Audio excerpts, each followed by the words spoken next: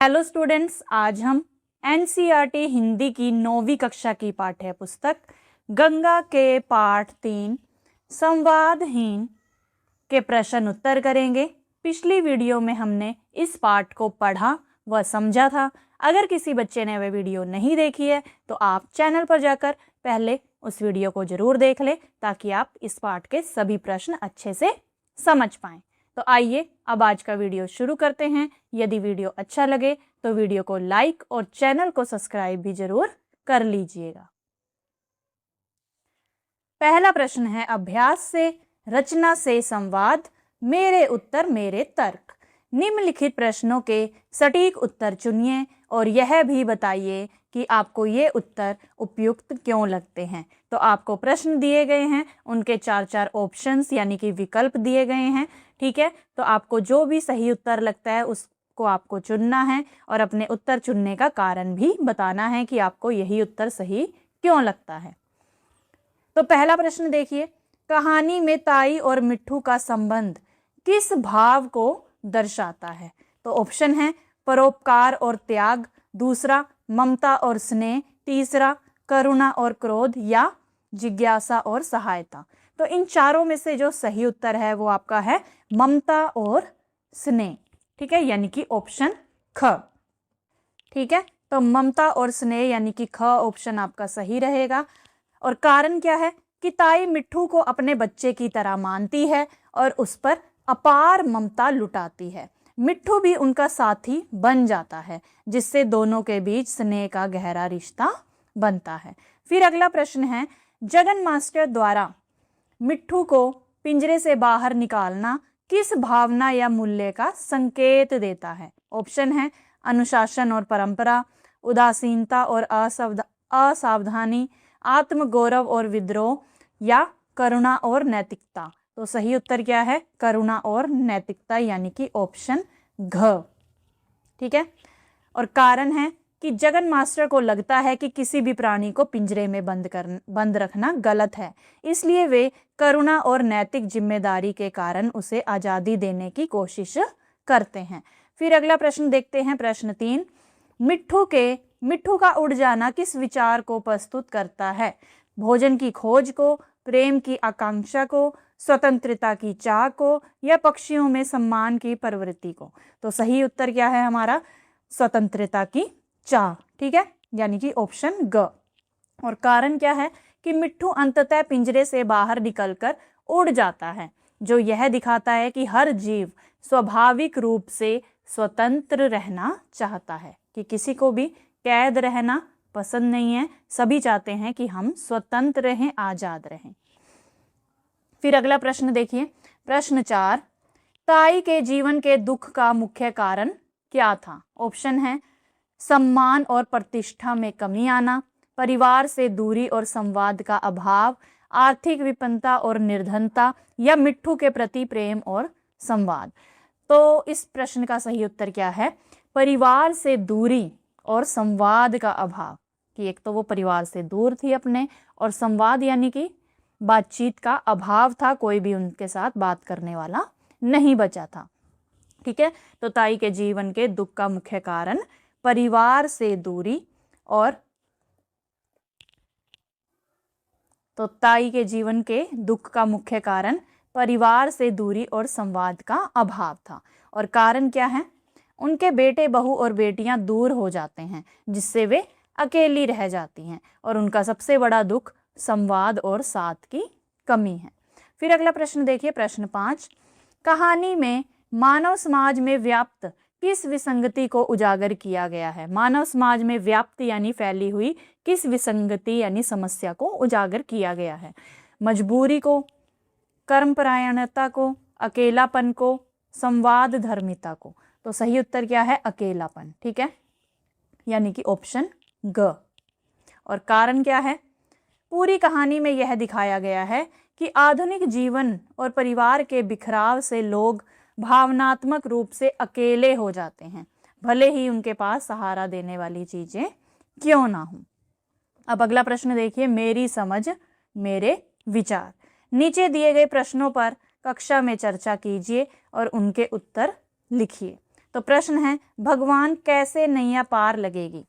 ताई इस वाक्य में किस नैया की बात कर रही हैं, वे यह बात क्यों कह रही हैं। तो उत्तर है कि ताई यहाँ अपने जीवन की नैया की बात कर रही हैं।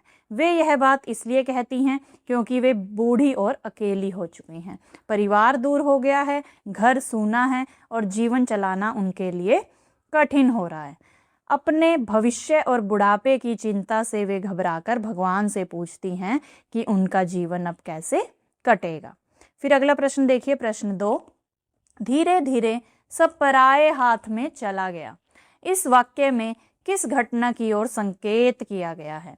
तो इस प्रश्न का उत्तर है कि इस वाक्य में ताई के घर बार और संपत्ति के बिखर जाने की ओर संकेत किया गया है। उनके बेटे बहू शहर चले गए, बेटियां अपने अपने घर बस गई और घर का काम काज संभालने वाला कोई नहीं रहा। खेती बाड़ी और कारोबार भी छूट गए, जिससे नौकर चाकर भी चले गए। धीरे धीरे ताई का सब कुछ दूसरों के हाथों में चला गया और वे अकेली रह गई। जब कारोबार को, खेती बाड़ी को संभालने वाला कोई नहीं था, तो फिर वो दूसरों के हाथों में जाना ही था। अब अगला प्रश्न देखिए, प्रश्न 3, ताई की सारी ममता मिट्ठू पर बरस पड़ी क्यों। तो उत्तर है, ताई की सारी ममता मिट्ठू पर इसलिए बरस पड़ी क्योंकि उनका अपना परिवार उनसे दूर हो गया था और वे बिल्कुल अकेली रह गई थी। उनके जीवन में प्यार और अपनापन देने वाला कोई नहीं था। ऐसे में मिट्ठू उनके लिए सहारा बन गया। उन्होंने उसे अपने बच्चे की तरह मान लिया और अपना सारा स्नेह, देखभाल और लगाव उसी पर उड़ेल दिया। प्रश्न 4 है, अब ताई को इस बात की पूरी जानकारी रहने लगी थी कि किसके खेत में हरी मिर्च तैयार हो गई है और किस पेड़ में फसल के आखिरी अमरूद बचे हैं। इस वाक्य द्वारा ताई के व्यक्तित्व में आए परिवर्तनों के विषय में क्या क्या पता चलता है। तो उत्तर है, इस वाक्य से पता चलता है कि मिट्ठू के आने के बाद ताई के जीवन में बड़ा परिवर्तन आया। पहले वे अपने लिए भी चूल्हा जलाने में आलस्य करती थी, यानी कि अपने लिए खाना बनाने में वो आलस कर जाती थी कि मैं अकेली हूँ, अपने लिए क्या ही बनाऊं। लेकिन अब वे मिट्ठू की देखभाल में सक्रिय और सजग हो गई। लेकिन जब से मिट्ठू आया है तो वो मिट्ठू से बहुत प्यार करती हैं और उसकी देखभाल में वो अब एक्टिव हो गई हैं। उन्हें यह ध्यान रहने लगा कि कहाँ से उसके लिए ताज़ा खाना मिल सकता है। इससे उनकी ममता, लगाव और जिम्मेदारी का भाव स्पष्ट होता है। अब वे अकेली और उदास नहीं रही, बल्कि मिट्ठू के कारण उनके जीवन में उत्साह और उद्देश्य आ गया। अब अगला प्रश्न देखिए, प्रश्न 5, जगन मास्टर दूसरे मिजाज के आदमी थे। जगन मास्टर का व्यक्तित्व कैसा था, कहानी में से उदाहरण देकर स्पष्ट कीजिए। तो उत्तर है, जगन मास्टर एक स्वतंत्र विचारों वाले, संवेदनशील और सिद्धांतवादी व्यक्ति थे। वे किसी पर बंधन नहीं लगाना चाहते थे और दूसरों की स्वतंत्रता का सम्मान करते थे। इसका उदाहरण तब मिलता है जब पिंजरे में बंद मिट्ठू को देखकर उन्हें बेचैनी होती है और वे उसे आज़ाद कराने के लिए पिंजरे का दरवाज़ा खोल देते हैं। वे अपने सिद्धांतों के प्रति इतने दृढ़ थे कि बार बार मिट्ठू को बाहर निकालकर उसे स्वतंत्रता का अनुभव कराते रहे। हालांकि उनकी यही आदर्शवादी सोच अंत में समस्या भी बन जाती है, क्योंकि मिट्ठू उड़ जाता है। इससे स्पष्ट होता है कि वे दयालु पर थोड़े अव्यवहारिक भी थे। अव्यवहारिक का अर्थ होता है बच्चों, जिसे व्यवहार में ना लाया जा सके, यानी जिसे अपनाना, जिन सिद्धांतों, मूल्यों को अपनाना कठिन हो, मुश्किल हो। अब अगला प्रश्न देखिए, प्रश्न 6, कहानी का शीर्षक संवादहीन किसके लिए सबसे अधिक सार्थक प्रतीत होता है। ताई, जगन मास्टर, मिट्ठू या नया तोता। कारण सहित स्पष्ट कीजिए कि जो कहानी का शीर्षक है, टाइटल है संवादहीन, वो सबसे अधिक किसके लिए सार्थक है, सही है। ताई के लिए, जगन मास्टर के लिए, मिट्ठू के लिए या जो नया तोता लाया गया था उसके लिए। तो उत्तर है, संवादहीन शीर्षक सबसे अधिक ताई के लिए सार्थक है। पहले उनका जीवन परिवार और लोगों से भरा हुआ था, इसलिए संवाद की कमी नहीं थी। समय के साथ सब उनसे दूर हो गए और वे अकेली रह गई। मिट्ठू के आने से उनका अकेलापन दूर हुआ और उन्हें बात करने का सहारा मिला। लेकिन जब असली मिट्ठू उड़ गया और उसकी जगह नया तोता आ गया तो वह उनसे कोई संवाद नहीं कर पाया। इस प्रकार ताई फिर से पूर्णतः अकेली और संवादहीन हो गई। इसलिए यह शीर्षक उन्हीं पर सबसे अधिक लागू होता है। अगला प्रश्न देखिए, प्रश्न 7। अब ये ही दो प्राणी गांव के बीच में स्थित बड़े घर के उस सूने खंडहर में एक दूसरे को सहारा देने के लिए रह गए थे।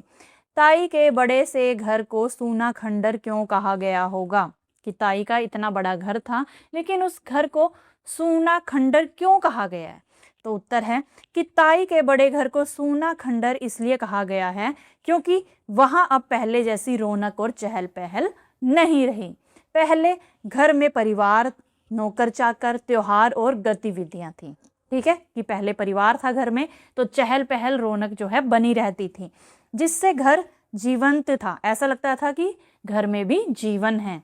लेकिन अब सब लोग चले गए और घर खाली हो गया, केवल ताई और मिट्ठू ही रह गए। इसलिए इतना बड़ा घर भी सुनसान और उजाड़ लगने लगा, मानो खंडहर हो गया हो। अब अगला प्रश्न देखिए, मेरे प्रश्न। ठीक है, नीचे कुछ उत्तर और उनके दो दो प्रश्न दिए गए हैं। पहचानिए कि इनमें से कौन सा प्रश्न उस उत्तर के लिए उपयुक्त है। ठीक है, तो यहाँ पर आपको उत्तर दिया गया है। ठीक है, और उसके लिए आपको दो प्रश्न दिए गए हैं, 1, 2। ठीक है, तो आपको बताना है कि कौन सा प्रश्न इस उत्तर के लिए सही है। तो पहले उत्तर को पढ़ते हैं। ताई के अकेलेपन को मिट्ठू ने सहारा दिया। तो प्रश्न कौन सा सही रहेगा, पहले देखते हैं। पहला प्रश्न क्या है कि ताई के सूनेपन को किसने सहारा दिया था, और दूसरा प्रश्न है कि ताई को मिट्ठू किसने भेंट में दिया था। अब ताई को मिट्ठू किसने भेंट में दिया था ये तो नहीं होगा। ताई के सूनेपन को किसने सहारा दिया, तो उत्तर क्या मिलेगा हमें कि ताई के अकेलेपन को या सूनेपन को मिट्ठू ने सहारा दिया। तो ये वाला आपका सही रहेगा इस उत्तर का प्रश्न। ठीक है, अब अगला उत्तर पढ़ते हैं कि क्या है। अगला उत्तर है कि ताई के लौटने से पहले मिट्ठू उड़ गया था। तो इसके लिए कौन सा प्रश्न सही रहेगा? ताई के लौटने के बाद मिट्ठू कहाँ चला गया था, या ताई के प्रयागराज से लौटने से पहले क्या अनहोनी हुई। तो ताई के प्रयागराज से लौटने से पहले क्या अनहोनी हुई कि ताई के लौटने से पहले मिट्ठू उड़ गया था। तो इस उत्तर के लिए ये प्रश्न ख जो है वो सही है। ठीक है, अगला उत्तर देखते हैं। गांव वालों को डर था कि ताई को सच्चाई जानकर सदमा लगेगा। तो प्रश्न देखते हैं, गांव वाले ताई की वापसी से क्यों चिंतित थे। दूसरा प्रश्न है कि गांव वाले मिट्ठू के उड़ने से खुश क्यों थे। तो प्रश्न क सही रहेगा कि गांव वाले ताई की वापसी से क्यों चिंतित थे, क्योंकि गांव वालों को डर था कि ताई को सच्चाई जानकर सदमा लगेगा। ठीक है, तो इस प्रश्न का ये उत्तर सही है। ठीक है, अब अगला उत्तर पढ़ते हैं। कहानी का शीर्षक संवादहीन जीवन के मौन का प्रतीक है। तो प्रश्न देखते हैं, कहानी का शीर्षक संवादहीन क्यों उपयुक्त नहीं है, या शीर्षक संवादहीन का क्या भावार्थ है। तो शीर्षक संवादहीन का क्या भावार्थ है, ये वाला प्रश्न आपका सही रहेगा, क्योंकि इसका उत्तर निकलेगा हमारे पास कि कहानी का शीर्षक संवादहीन जीवन के मौन का प्रतीक है। अब अगला प्रश्न है, मेरे अनुभव मेरे विचार। नीचे दिए गए प्रश्नों के उत्तर अपने अनुभवों के आधार पर दीजिए। कभी कभार गांव में थोड़ी देर के लिए भी न्योते बुलावे में जाती तो 10 बार खिड़की दरवाजों की सांकलें ठोकर देखती। ताई की तरह जब आप अपने घर या परिवार से दूर होते हैं तो किसी वस्तु या व्यक्ति की चिंता आपको भीतर से कैसे परेशान करती है। तो इस प्रश्न का उत्तर है, जब हम घर या परिवार से दूर होते हैं तो जिनसे हमें लगाव होता है उनकी चिंता बार बार मन में आती रहती है। मन में यह डर बना रहता है कि वे ठीक होंगे या नहीं, उनकी देखभाल हो रही होगी या नहीं। ध्यान बार बार उसी ओर चला जाता है और हम पूरी तरह किसी काम में मन नहीं लगा पाते। जैसे ताई को मिट्ठू की चिंता रहती थी, वैसे ही हमें भी अपने प्रिय लोगों या चीज़ों की चिंता भीतर से बेचैन करती है और जल्दी वापस लौटने की इच्छा होती है, और ऐसा होना एक स्वाभाविक बात है। अगला प्रश्न देखते हैं, आखिर वह भी तो बोलता बतियाता प्राणी है, क्या आप मानते हैं कि पशु पक्षियों में भी संवेदनाएं होती हैं? अपने किसी अनुभव का वर्णन करते हुए लिखिए। तो उत्तर है हाँ, मैं मानता या मानती हूँ कि पशु पक्षियों में भी संवेदनाएं होती हैं। वे प्रेम, डर और लगाव महसूस करते हैं। एक बार मैंने देखा कि हमारे घर के पास एक कुत्ता रहता था। जब भी हम उसे खाना देते, वह पूंछ हिलाकर खुशी जताता और हमारे आसपास घूमता रहता। अगर कोई उसे डांट देता तो वह उदास होकर दूर बैठ जाता। कुछ दिनों बाद जब मैं बाहर से लौटा या लौटी तो वह मुझे देखकर बहुत खुश हुआ और मेरे पास आ गया। इससे मुझे लगा कि उसमें भी पहचान, स्नेह और भावनाएं होती हैं। अब अगला प्रश्न देखते हैं। प्रश्न 3।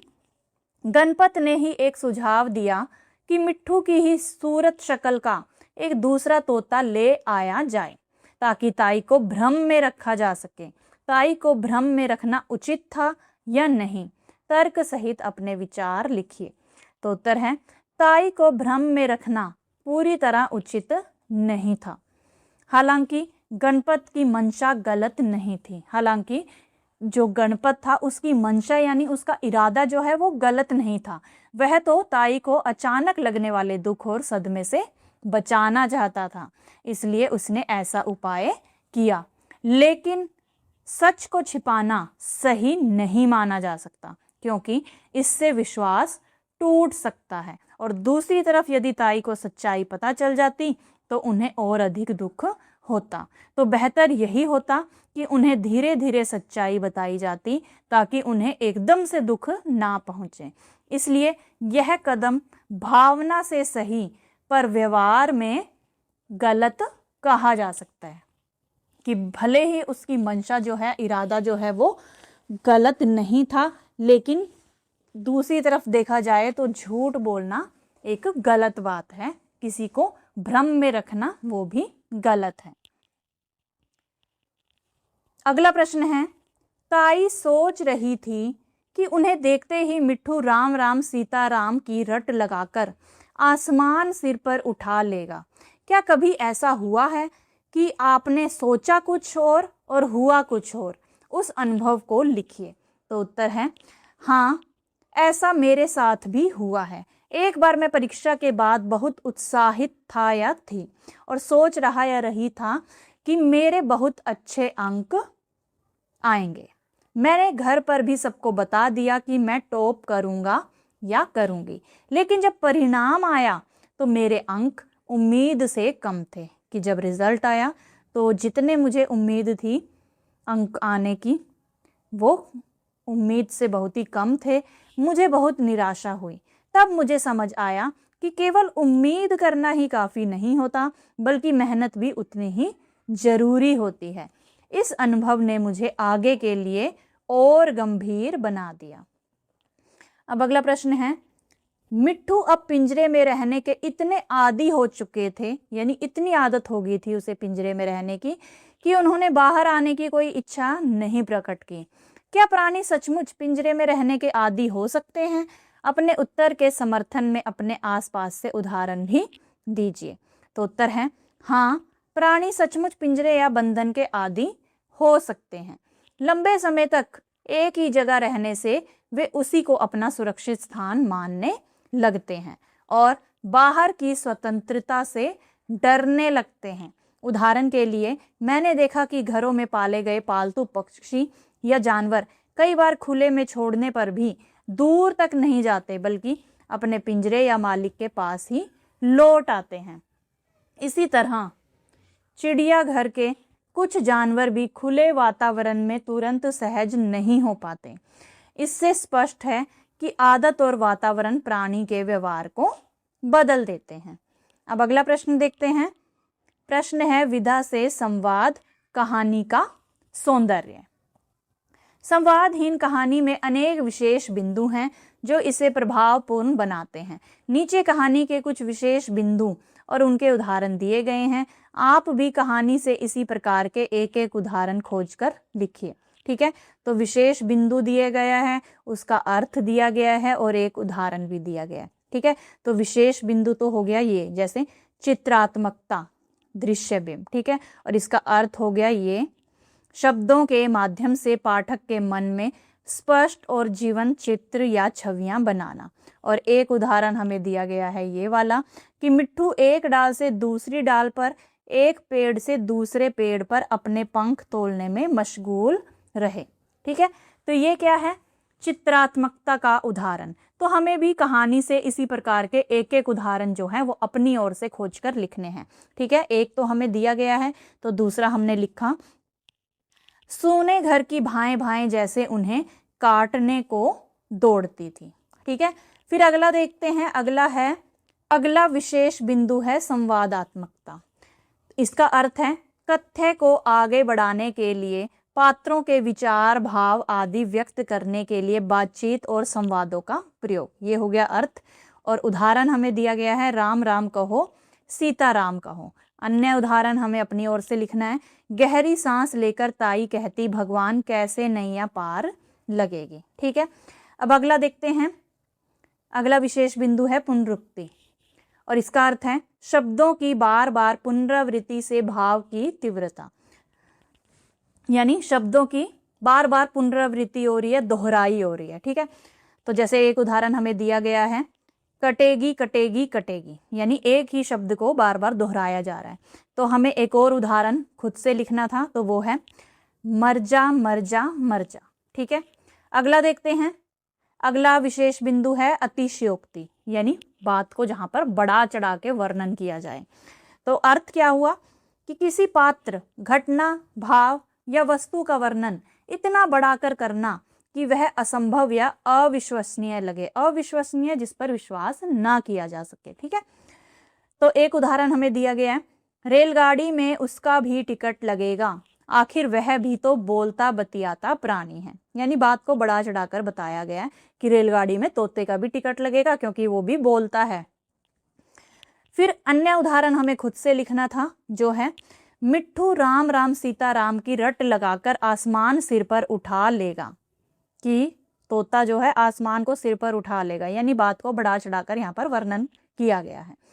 अब अगला विशेष बिंदु है लोकधर्मी भाषा, जिसमें ग्रामीण सहज बोलचाल की ये भाषा होती है। ठीक है, लोकधर्मी भाषा यानी कि ग्रामीण सहज और बोलचाल की भाषा। एक उदाहरण हमें दिया गया है, भगवान कैसे नैया पार लगेगी। अन्य उदाहरण दूसरा हमें खुद से लिखना था, मेरी जान खाने को आ गया है। ठीक है, अब प्रश्नोत्तर शैली, अगला विशेष बिंदु है प्रश्नोत्तर शैली। पात्रों या लेखक द्वारा प्रश्न पूछना, ये तो हो गया अर्थ। और एक उदाहरण है, मिट्ठू अब कैसे कटेगी। अब क्वेश्चन मार्क यानी कि प्रश्न सूचक चिन्ह भी यहाँ पर दिया गया है, तो इससे आप पता लगा सकते हैं कि ये प्रश्नोत्तर शैली का ही उदाहरण है। ठीक है, और अन्य उदाहरण हम लिखेंगे, भगवान कैसे नैया पार लगेगी। यहाँ पे भी प्रश्न पूछा जा रहा है कि भगवान कैसे नैया पार लगेगी। ठीक है, अब अगला प्रश्न देखिए, कहानी का अंत।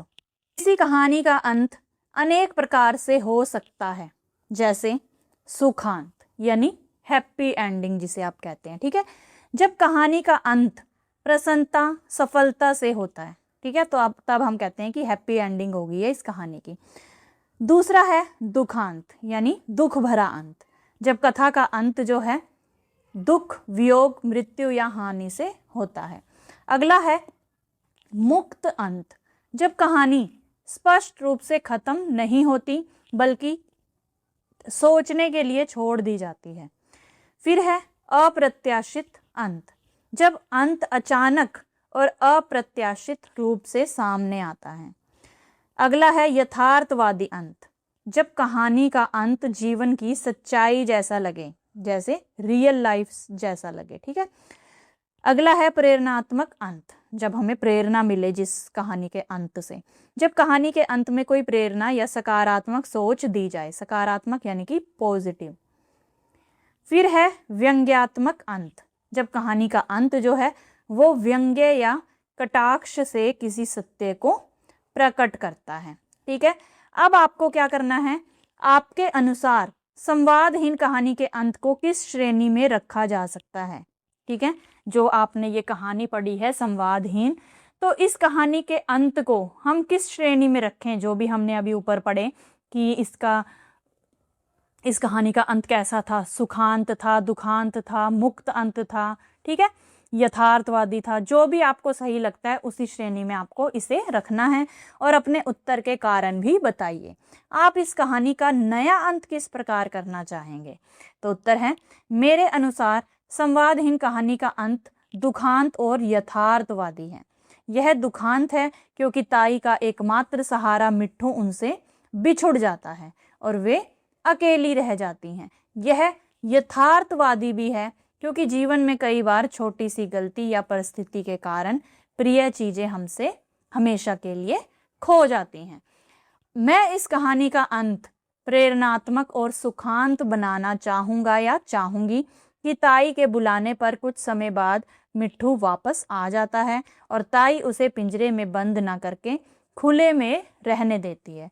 इससे संदेश मिलता है कि सच्चा प्रेम बंधन में नहीं बल्कि स्वतंत्रता में होता है। अगला प्रश्न है विषयों से संवाद। अंत में जगन मास्टर की घरवाली ने उनकी चिंता दूर कर दी। कहानी में रेखांकित पात्र का नाम नहीं दिया गया। इसे कहीं मास्टराइन तो कहीं जगन मास्टर की घरवाली कहा गया है। आपके अनुसार कहानी में ऐसा क्यों किया गया होगा? तो उत्तर है, कहानी में मास्टराइन या जगन मास्टर की घरवाली का कोई व्यक्तिगत नाम नहीं दिया गया। इसके पीछे कुछ कारण हो सकते हैं। यह पात्र सामान्य ग्रामीण स्त्री का प्रतिनिधित्व करता है, न कि किसी एक विशेष व्यक्ति का। दूसरा, कि लेखक का ध्यान मुख्य पात्रों यानी कि ताई और मिट्ठू पर केंद्रित रखना था, इसलिए गौण पात्र यानी जो भी सहायक पात्र थे जैसे कि मास्टराइन, उनका नाम आवश्यक नहीं समझा गया। फिर है कि इससे यह भी दिखता है कि समाज में कई बार स्त्रियों की पहचान उनके पति के नाम से जुड़ी होती है, जो एक सामाजिक यथार्थ है। और कहानी का उद्देश्य नाम बताना नहीं बल्कि उसकी भूमिका को दिखाना है, यानी सहायता करना। ठीक है, फिर अगला प्रश्न देखिए। गांव के कई लोग कुंभ स्नान के लिए प्रयागराज जा रहे थे। कुंभ स्नान एक सुप्रसिद्ध आयोजन है जिसमें करोड़ों लोग भाग लेते हैं। पता लगाइए इसका आयोजन क्यों किया जाता है। तो कुंभ स्नान का आयोजन क्यों किया जाता है? कुंभ मेला एक धार्मिक आयोजन है जो पवित्र नदियों में स्नान करने के लिए किया जाता है। मान्यता है कि इससे पापों का नाश होता है और मोक्ष की प्राप्ति होती है। और यह आयोजन समुद्र मंथन की पौराणिक कथा से जुड़ा है। फिर आगे दिया गया है कि पिछली बार इसका आयोजन कब और कहाँ हुआ था। तो पिछली बार कुंभ स्नान का आयोजन 13 जनवरी 2025 से 26 फरवरी 2025 तक हुआ था और प्रयागराज यानी कि त्रिवेणी संगम पर हुआ था। ठीक है, तो बच्चों प्रयागराज जो है वो भारत के उत्तर प्रदेश राज्य के दक्षिण भाग में स्थित है। ठीक है, और यह गंगा, यमुना और अदृश्य सरस्वती के संगम पर बसा हुआ है, इसीलिए इसे त्रिवेणी संगम कहा जाता है। यह महाकुंभ था जो 12 वर्षों में एक बार होने वाले कुंभ का विशेष और बड़ा रूप माना जाता है। अगला आयोजन कब और कहाँ होगा?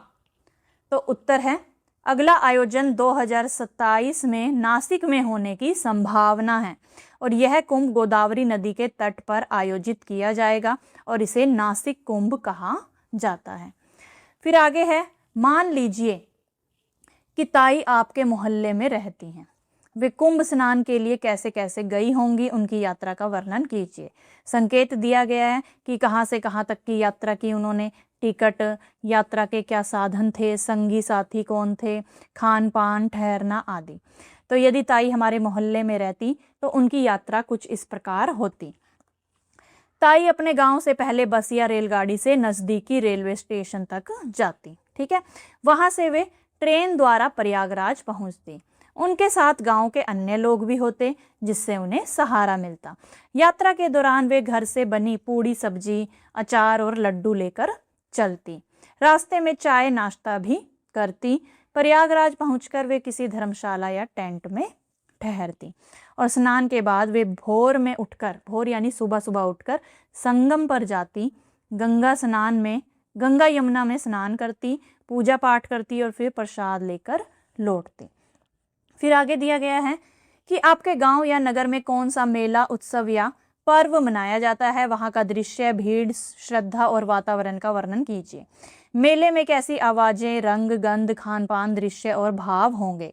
संकेत दिया गया है, उनका वर्णन आपको इन सभी भावों का, कि आवाजों का, रंग का, गंध का, खान पान का, तो उसका वर्णन आपको 5 ज्ञानेंद्रियों यानी कि जो आपके 5 सेंस ऑर्गन्स हैं, जैसे देखने, सुनने, सूंघने, छूने और स्वाद महसूस करने के आधार पर करना है। ठीक है, तो हमारे नगर में दीपावली मेला बहुत धूमधाम से मनाया जाता है। ठीक है, जो दीपावली के आने से पहले मनाया जाता है। ठीक है, तो देखना यानी दृश्य से संबंधित क्या है कि रंग बिरंगी रोशनियां होती हैं, बाजार में सजाई गई दुकानें होती हैं, खिलौने और मिठाइयाँ।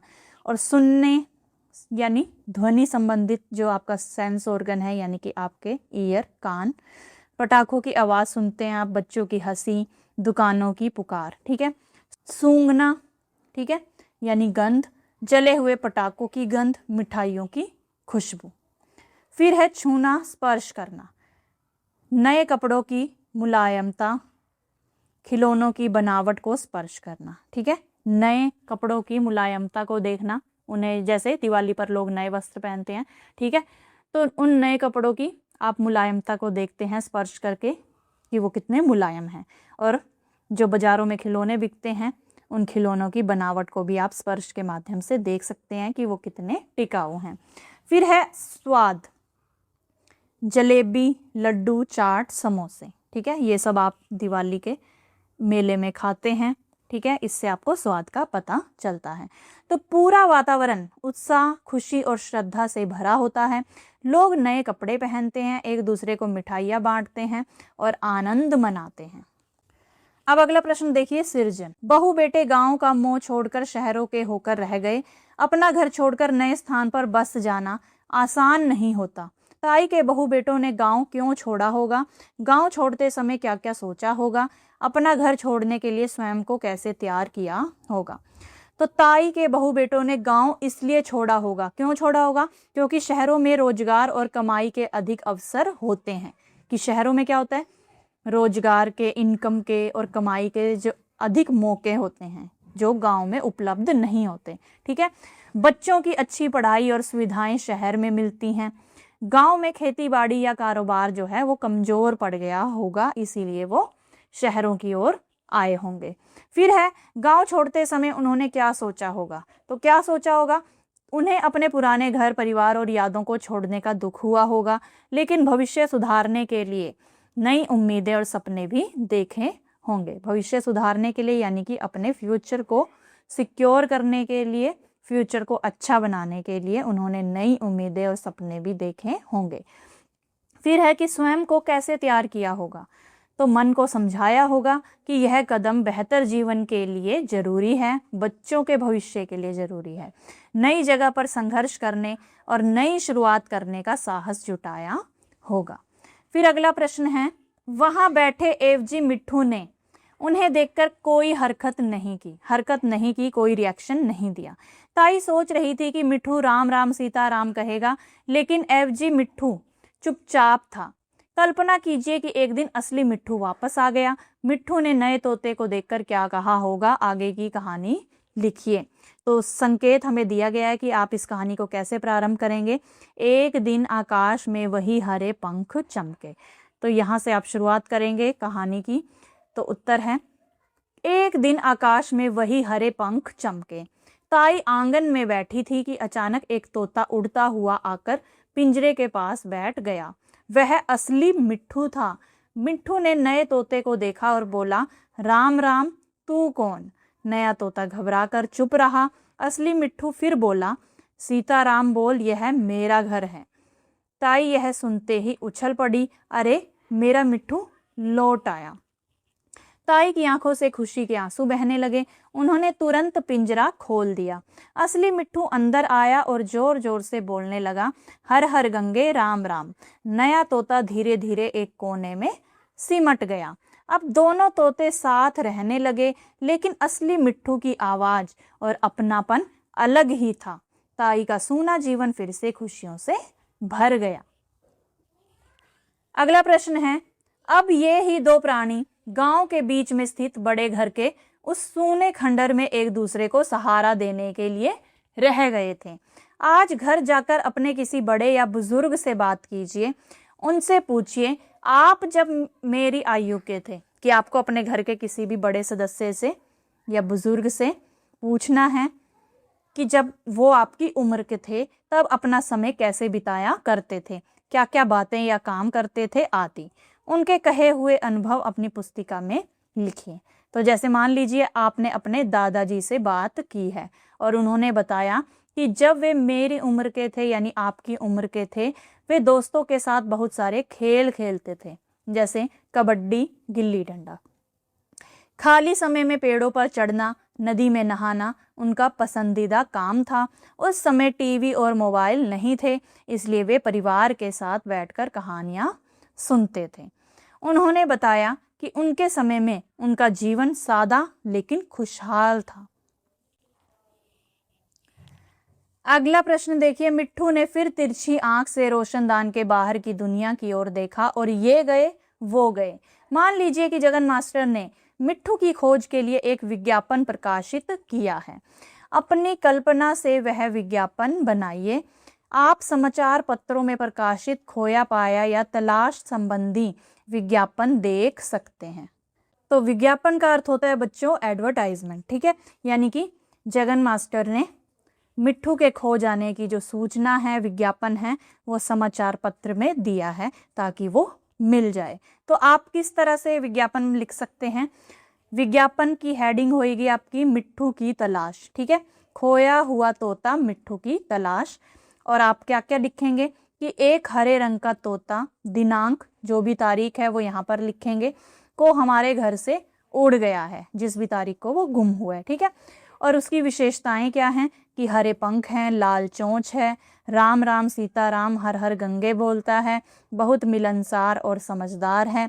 यदि किसी को यह तोता मिले कृपया नीचे दिए गए पते पर संपर्क करें।